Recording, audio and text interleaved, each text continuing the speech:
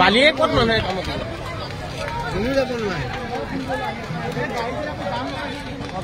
ৰাস্তাটো ক্লিয়াৰ কৰিলে নাজানো ফাইভ কাট আহিব না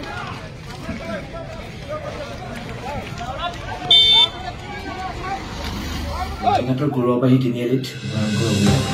গৌৰবাহী তিনিআলিৰ ওচৰৰ প্ৰণৱ ঘোষ নামৰ লোকজনৰ ব্যৱসায়িক প্ৰতিষ্ঠানত ভয়ংকৰ অগ্নিকাণ্ডত আজি বিয়লি সংঘটিত হয়।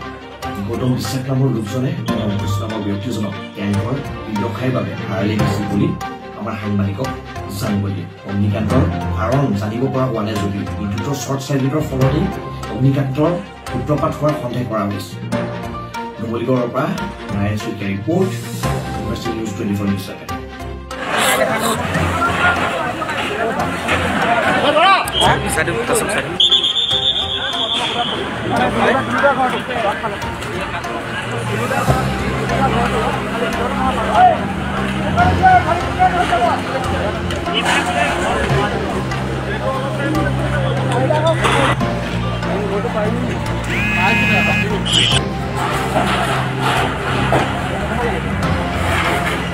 পঞ্চল্লিশ মিনিট পিছত আহিছে নেকি ফায়াৰ ব্ৰিগেড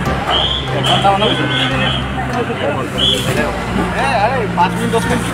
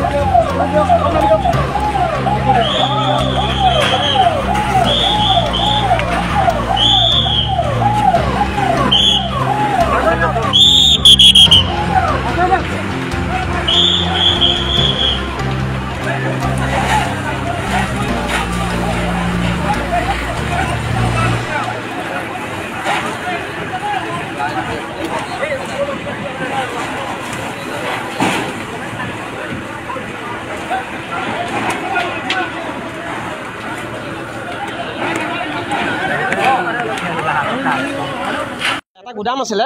গুদামটো হঠাৎ জুই জ্বলিলে জুই জ্বলাৰ পাছত বগাঘাটৰ ফায়াৰ ব্ৰিগেড ইমান নিৰ্দেশ হৈ থাকে নেকি আমি ফোন 10 কিলোমিটাৰ ৰাস্তা আহোঁতে কিন্তু আধা ঘণ্টা লাগে ফায়াৰ ব্ৰিগেড এনেকুৱা বস্তু যে মতাৰ লগে আহিব পৰা হ'লে যিসকল ডিউটিত থাকে তেখেতসকলে সক্ৰিয় হৈ থাকিব লাগে আধা ঘণ্টা দেৰি কৰিছে আমি ফোন কৰাৰ সত্ত্বেও আমি ইমান বাৰে বাৰে ফোন কৰাচোন কৰি অহা নাই ইমান দুৰ্ভাগ্যজনক বিষয় যে গোটেই চক এই পৰিৱেশটো কেনেকুৱা অন্ধকাৰ হৈ গ'ল গোটেইখন সম্পত্তিৰ বিষয়ে ইমান নাজানিম কিন্তু বহুত সম্পত্তি আছিলে এটা জুই জ্বলাটোৰ বিষয়ে ইমান নাজানিম কিন্তু এইটো পিছতহে গম পোৱা যাব আমিতো গম নাপাম ইমান কিন্তু আমি পিছত জুই জ্বলাৰ পাছতহে আহিলোঁ দেখি পেলাই ইমান দুখ লাগে বোকাত সমষ্টিৰ মানুহে কিন্তু দুখন বা এখন ফায়াৰ ব্ৰিগেড লৈ থাকিব পাৰে ইমান এটা সমগ্ৰ এটা ইমান ডাঙৰ এৰিয়া এখন ফায়াৰ ব্ৰিগেড আহিলে আমি ফোন কৰাৰ মাজত ইমান জুই জ্বলিছে কিন্তু আহক দুখন আহিব লাগে এখন আহি পেলাই পানী মাৰিছে কিন্তু বহুত দেৰি পলমকৈহে পিছখন আহিছে দুইখন লগতে অহা হ'লে আমাৰ কিন্তু ইমান জ্বলিবলগীয়া নহয়